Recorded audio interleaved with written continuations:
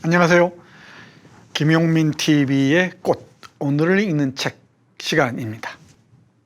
오늘은 제가 좋아하는 작가의 평전 골랐습니다. 평전을 좋아하는 사람들 꽤 있죠. 어떤 사람의 삶을 비평적으로 쓴 책을 평전이라고 합니다. 전기 일종이죠. 오늘은 추이칭이라는 작가가 쓰고 김혜경, 정영선이 함께 번역한 샤옹의 황금시대입니다. 부제는 긴 사랑의 여정을 떠나다입니다. 긴 사랑의 여정을 떠나다. 이 그림은 영화 황금시대, 샤옹의 황금시대의 한 장면을 확대한 것입니다. 샤옹이 글을 쓰고 있는 장면의 손과 펜의 모습이죠. 샤옹 이 시간에 소개해 드린 적이 있습니다. 꽤 오래됐네요. 생사의 장이라는 작품을 소개해 드렸는데 다시 한번 언젠가 말씀드릴 예정입니다. 너무너무 좋은 작품입니다. 일단 샤옹 기억하시고요. 탕웨이가 주연한 황금시대라는 영화를 한번 꼭 보시기 바랍니다. 3시간에 이르는 긴 소설인데, 긴 영화인데 정말 재밌습니다. 샤옹이라는 문제적인 인물을 통해서 중국 근대사, 그러니까 중화인민공화국 등장 이전, 주로 이 중일전쟁을 전후한 시기 중국 근대사를 만날 수 있습니다. 그와 함께 중국 문학사의 중요한 인물들, 예컨대 루슌이나 딩닝이나 샤오진 이런 사람들도 함께 만날 수 있습니다. 물론 그 중심에 샤옹이 있습니다. 그 영화를 보시기 전에 이 책, 샤옹의 황금시대를 읽으시면 많은 도움이 될 겁니다. 비교적 분량도 부담스럽지가 않고요. 내용도 어렵지가 않습니다. 쉽게 읽히니까 이 소설 한번 읽고 이 평전을 한번 읽고 영화를 보시면은 영화가 훨씬 깊이 있게 다가오지 않을까 싶습니다. 그러다 보면은 여러분의 한 주일이 또는 한 달이 풍요로워질 것입니다. 저는 그렇게 생각합니다. 그럼 샤옹 만나볼까요? 샤옹은 생사의 장이라는 작품으로 잘 알려져 있습니다. 제가 우리 학생들에게 반드시 읽히는 작품입니다. 생사의 장. 짤막한 문장으로 중국 민중들의 고통스러운 삶을 그린 걸작입니다. 걸작. 이 여성의 시선으로 보는 이 역사 또는 여성의 시선으로 보는 권력, 전혀 다른 것 같습니다. 샤옹은 1911년 흑룡강성 있죠? 이 해룡장성 하얼빈 근처에 있는 후란현이라는 곳에 태어났어요. 지금은 하얼빈시로 편입됐다고 합니다. 이 후란현이라는 곳이 말이죠. 대단히 그 부잣집, 장씨 부잣집에 태어났습니다. 근데 아버지가 대단히 포악스러웠던 것 같아요. 탐욕스러웠고. 이 탐욕스러운 집안 아버지를 두다 보니까 아버지에 대해서 대단히 저항적이었던 것 같습니다. 반항적이었던 것 같습니다. 그런데 다행스럽게 할아버지의 사랑을 듬뿍 받았다고 합니다. 할아버지의 사랑을 듬뿍 받고 또 여러 사랑과 이별의 과정을 거치면서 작가로서의 천재성을 발휘하죠. 그 천재성의 정점에 놓인 작품이 바로 생사의 장입니다. 중국 근대 문학의 대표적인 작가 하면은 몇몇 있죠. 떠오르는 사람들 있죠. 이 3명은 꼭 기억해야 됩니다. 한 사람은 딩닝이라는 사람입니다. 딩닝 꼭 기억해야 됩니다. 이 중국 리얼리즘 문학의 대표 선수죠. 딩닝이라는 작가, 그리고 장 아이링이라는 작가도 꼭 기억해야 됩니다. 제가 꼭 소개해 드릴게요. 그리고 이 샤옹, 트로이카입니다. 중국 근대 문학, 근대 여성 문학의 3인방이 있습니다. 딩닝, 장 아이링, 그리고 샤옹, 그리고 딩링 장아이링 샤옹에 대해서는 이 책에 부록처럼 그 관계가 기술되어 있습니다. 참고하시면 될 것 같습니다. 생사회장도 기회가 닿으면 다시 소개해 드릴게요. 빨리 알고 싶으신 분은 한번 검색해 보시면은 생사회장을 김 PD하고 전화 연결하면서 얘기했던 그 녹음 버전이 남아 있을 겁니다. 이 생사의 장애 작가 샤옹의 삶을 현이한 이 문체로 쓰고 있는 책이 바로 이것입니다. 샤옹의 황금 시대. 이 책은 총 6장으로 이루어져 있는데요. 이 장을 따라가면서 보면 좋을 것 같아서 한 장 한 장 핵심 부분만 짚어보겠습니다.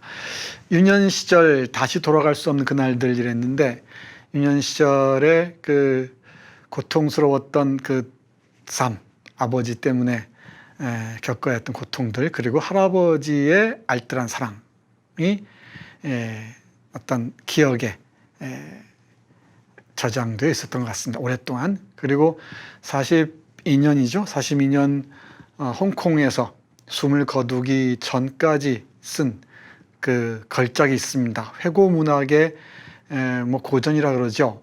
후란강 이야기가 있습니다. 후란강 이야기.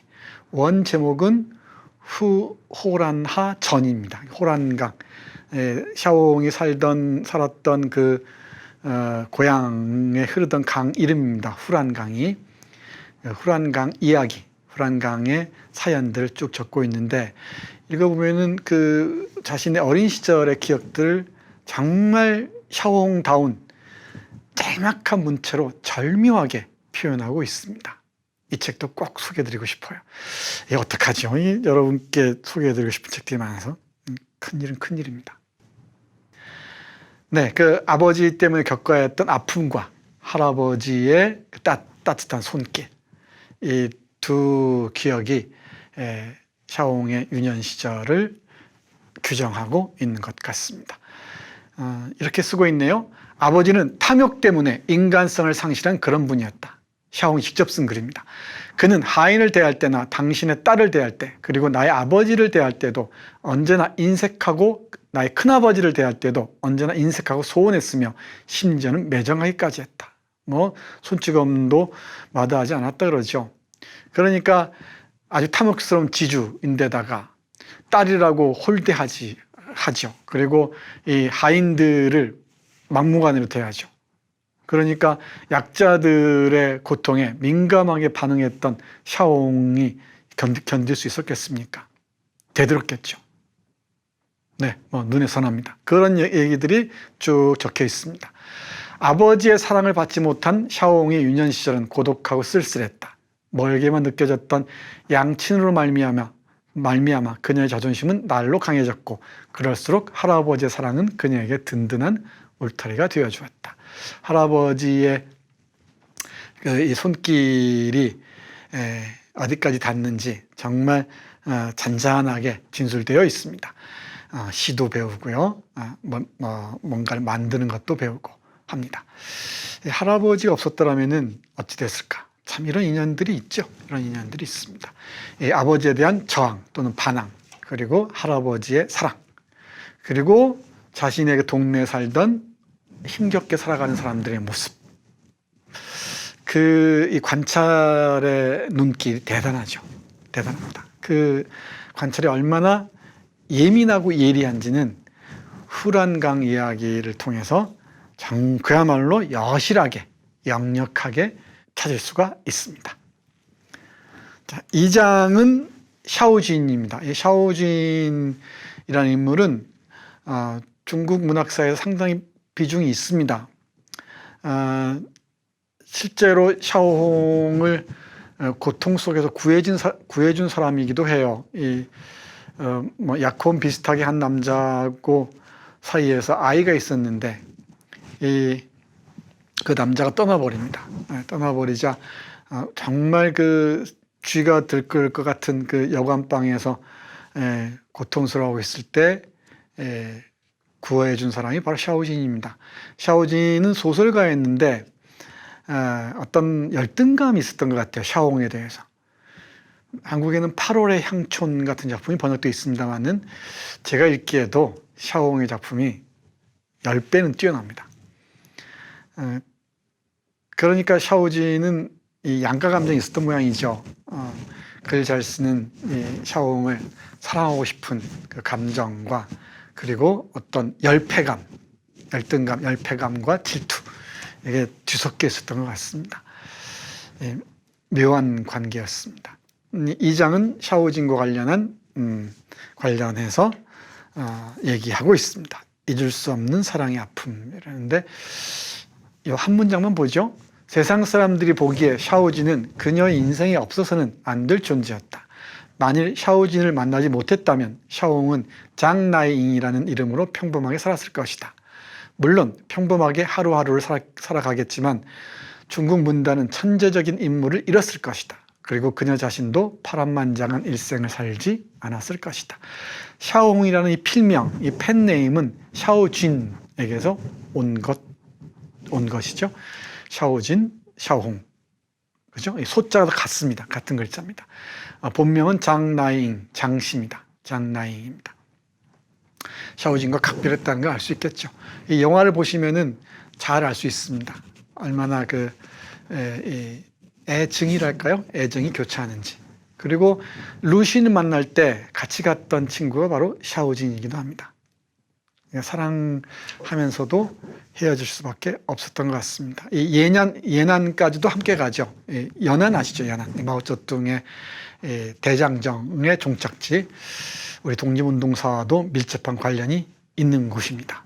팔로군과 관련해서 조선의용군 잘 아시죠? 다 이 연안 이쪽과 관련이 있습니다만은 연안에서 딩링을 만나죠.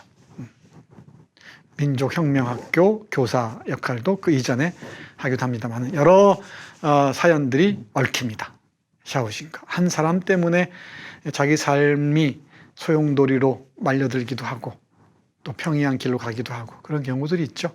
하나의 우연이 우리의 삶의 무늬들을 완전히 바꾸는 거 많지 않습니까?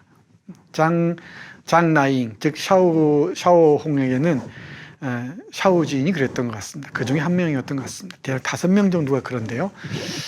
결정적인 인물이었죠. 네, 샤오진 기억하시기 바랍니다. 그 다음 제3장은 두안무 홍량이라는 사람입니다. 두안무가 성이고요. 홍량이 이름입니다. 두안무. 발음 정확히 하려면 두안무 이렇게 발음해야 됩니다. 뭐 저는 발음 잘 못합니다만. 두안무라는 그 사람을 만납니다. 동향 사람이었고요. 이 샤오홍을 누나라고 불렀습니다. 상당히 세심한 사람이었던 것 같아요. 근데 실제로 샤오홍이 공식 결혼한 사람은 이 사람입니다. 두안무 홍량이라는 사람입니다. 그 결혼식 장면들이 이 책에도 잘 묘사되어 있고요. 영화에도 잘 그려져 있으니까 한번 보십시오. 두안무 홍량. 그런데 홍콩에서 이 마지막 시간 샤오홍이 숨을 거두기 직전에 샤오홍 곁을 떠나고 맙니다. 그 마지막 샤오홍 곁을 지켜준 사람은 로빈지라는 고향의 또 다른 동생이었습니다. 이 두안무 홍량과의 관계도 참 착잡합니다. 두안무를 사랑하는 그 얘기를 하면서 이렇게 쓰고 있습니다. 볼까요? 샤오홍은 어려서부터 애정 결핍이 있었다. 그 이유 때문에 사랑에 대한 갈망이 유난히 강했다. 그녀가 철이 들고 나서 누구라도 그녀에게 조금이라도 애정을 내비치면 그녀는 상대방에게 10배의 사랑으로 보답하려는 맹목적인 사랑을 보여주었다. 그녀는 다른 사람으로부터 어린 시절 잃어버렸던 사랑을 찾으려 했다. 그녀가 얻고자 했던 건 사랑의 보상이었던 것이다. 하지만 가슴 아픈 건 그녀는 상대방이 주는 사랑이 진심인지 가짜인지를 판단할 줄 몰랐다. 그 사랑이 순간적인 건지 순수한 건지 다른 의도가 숨어 있는 건지를 알지 못했다. 그것은 바로 그녀가 훗날 감정적인 부분에서 좌절과 배신을 끊임없이 반복하면서도 결코 깨닫지 못한 그 무엇이었다. 정말 사랑의 뭐랄까요? 젬병이었다고 하나요? 그저 맹목적으로 사랑에 매달렸던 것 같습니다. 그러다 보니까 상처를 깊이 입죠. 그리고 세상 물정에 어두웠고요. 오로지 글 쓰는 것, 그게 목숨줄과 같았던 것 같습니다. 도안무 홍량과의 관계도 그랬던 것 같습니다. 각별한 사랑이었는데 어떻게 만나고 헤어지는지, 샤오진, 도안무 홍량, 샤오홍의 삼각관계도 흥미롭습니다. 직접 읽고 또 영화로 한번 보시기 바랍니다. 강력하게 추천합니다. 그 다음이 로빈지라는 사람입니다. 네, 로빈지는 샤오홍의 동생 장슈커, 이 동생이 소개해준 친구예요. 상당히 어리죠. 샤오홍을 선생님이라고 불렀습니다. 그리고 이 샤오홍도 각별하게 아꼈던 것 같아요. 끝까지 샤오홍을 지켜준 사람이었습니다. 어느 날 둘이 그 차를 마십니다. 보이차를 마셔요. 보이차를 마시면서 이런저런 얘기를 합니다. 그러다가 로빈지가 이렇게 말하죠. 차를 마시는 게 사람을 품평하는 게 아닌가요? 보세요. 이 찻잎은 지극히 평범해서 녹색잎의 부드럽고 예쁜 느낌은 없어요. 꽃의 아름다움도 안 느껴지고요. 하지만 물을 부으면 바로 녹색잎에 없던 차향이 우러나죠. 한 모금 마시면 꽃에는 없는 단맛이 나면서 회감이 좋은 차 맛이 생기죠. 사람들 중에도 이런 느낌을 주는 사람이 있지 않나요?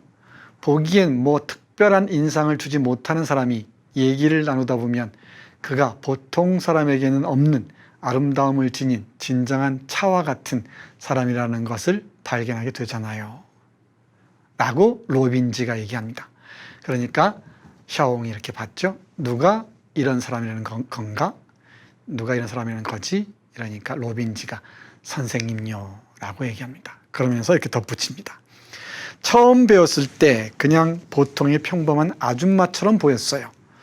그런데 선생님을 알면 알수록 선생님만의 매력을 발견할 수가 있었죠. 선생님에게서는 어떤 총기가 느껴져요. 마치 차의 향기처럼 잊을 수 없죠.